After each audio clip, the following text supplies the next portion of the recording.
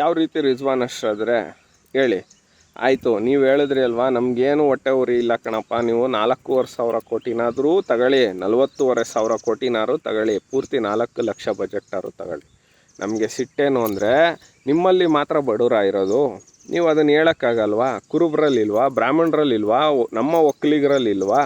ನೀವು ಬರೀ ನಿಮಗೇನೆ ಹೌದು ಅವ್ರಿಗೆ ಓದೋಕ್ಕಿಲ್ಲ ಕೊಡ್ತಾರೆ ಅಂದರೆ, ಈಗ SC ST ಗಳಿಗೆ ಸಂವಿಧಾನಿಕವಾಗಿ ಕೊಟ್ಟಿದ್ದಾರೆ, ಆದರೂ ಅಲ್ಲಿ DC ಮಕ್ಳಿಗೂ ರಿಸರ್ವೇಷನ್ನು, ಮಾದೇವಪ್ಪನ ಮಗನಿಗೂ ರಿಸರ್ವೇಷನ್ನು, ಜಾರಕಿಹೊಳಿ ಮಗಳಿಗೂ ರಿಸರ್ವೇಷನ್ನು, ಎಲ್ಲರಿಗೂ ರಿಸರ್ವೇಷನ್ನು.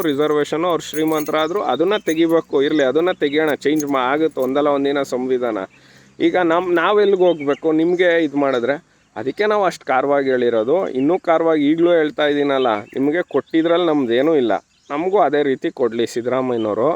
ಹಂಗನ್ಬಿಟ್ಟು ನಾನು ಅದನ್ನೇ ಹೇಳ್ತಾ ಇರೋದು, ಸರ್ವ ಜನಾಂಗದ ಬಜೆಟ್ ಅಂತ ಮಾಡ್ರಪ್ಪ. ಯಾರ್ಯಾರು ಬಡವ್ರು ಇದ್ದಾರೆ ಎಲ್ರಿಗೂ ಕೊಡ್ತೀವಿ, ಯಾರ್ಯಾರು ಬಡವ್ರು ಇದ್ದಾರೆ KEಯಲ್ಲಿ 50% ಕೊಡ್ತೀವಿ. ಅದನ್ನೇನು ಪರ್ಟಿಕ್ಯುಲರ್ ಆಗಿ ಬರೀ ಮುಸ್ಲಿಂ ಜನಾಂಗಕ್ಕೆ ಕೊಡೋದು? ನಾವು ಒಕ್ಕಲಿಗರಲ್ಲಿ ಕಾಂಟ್ರಾಕ್ಟರ್ಗಳಿಲ್ವಾ, ಬ್ರಾಹ್ಮಣರಲ್ಲಿಲ್ವಾ?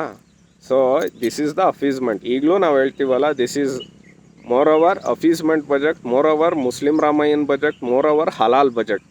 ನನಗೆ ನಿಮ್ಮ ಮೇಲಿಲ್ಲ, ಬಟ್ ನೀವು ಹೇಳಿದ ಪ್ರಶ್ನೆಗೆ ನಾನು ಈಗ ಇಲ್ಲಿ ಉತ್ತರ ಕೊಟ್ಟಿದ್ದೀನಿ.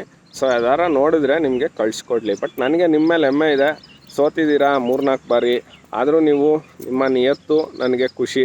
ನೀವು ಒಂದು ಕಡೆ ಹೇಳಿದ್ರಿ, ಯಾವಾಗ ನಾವು ಸೋದರಲ್ವಾ, ನೀವು ಜಾತ್ರೆಯಲ್ಲೆಲ್ಲ ಯಾಕೆ ತೊಂದರೆ ಕೊಡ್ತೀರಾ, ಯಾಕೆ ಮಾಡ್ತೀರಾ ನೀವು? ನನಗೂ ಅದೆಲ್ಲ ಇಷ್ಟ ಇಲ್ಲ, ಆಯಿತಾ? ಜಾತ್ರೆಯಲ್ಲಿ ವ್ಯಾಪಾರ ಅಂದಾಗ ನಮಗೂ ಮುಸ್ಲಿಮ್ಸ್ ಫ್ರೆಂಡ್ಸ್ ಇದ್ದಾರೆ, ನಾವು ಹೋಗ್ತೀವಿ, ನಾವು ಇದು ಮಾಡ್ತೀವಿ, ನಾವು ಮಾತಾಡ್ತೀವಿ. ಆದರೆ ನೀವು ಕಾನೂನಿಗೆ ಬೆಲೆ ಕೊಡಲಿಲ್ವಲ್ಲ, ಅದು ನಮಗೆ ಕೋಪ ಅಷ್ಟೇ, ಇನ್ನೇನಿಲ್ಲ. ಸೊ ದಯವಿಟ್ಟು ನೀವು ಮುಲ್ಲಾ ಹೇಳಿದ್ರು, ಇನ್ನೊಬ್ರು ಹೇಳಿದ್ರು ಅಲ್ಲ, ನೀವು ನಿಮ್ಮಲ್ಲಿ ಎಜುಕೇಟ್ ಮಾಡಿ, ದಯಮಾಡಿ ಎಜುಕೇಷನ್ ಕೊಡಿಸಿ, ಮದ್ರಾಸಗಳಿಂದ ಆಚೆ ಬನ್ನಿ. ಹಂಗನ್ಬಿಟ್ಟು ನಾನು ನಿಮ್ಮ ಮದ್ರಾಸ ಸರಿ ಇಲ್ಲ, ಇನ್ನೊಂದು ಸರಿ ಇಲ್ಲ ಅಂತ ಅಲ್ಲ, ನಿಮ್ಮ ಒಂದು ಮಾನಸಿಕ ವ್ಯವಸ್ಥೆಗಳು, ಅಸ್ವಸ್ಥತೆಗಳನ್ನ ಕಾಪಾಡ್ಕೊಳ್ಳಿ ಅಂತ ಹೇಳ್ತಾ, ಸೊ ರಿಜ್ವಾನ್ ಅರ್ಷದ್ ಅವರೇ, ನೀವು ಇನ್ನೂ ಎತ್ತರಕ್ಕೆ ಬೆಳೀರಿ, ನಿಮಗೆ ಒಳ್ಳೆಯದಾಗಲಿ. ಸೊ ಸ್ನೇಹಿತರೆ, ಇದಾಗಿತ್ತು ಈ ಹೊತ್ತಿನ ವಿಶೇಷ.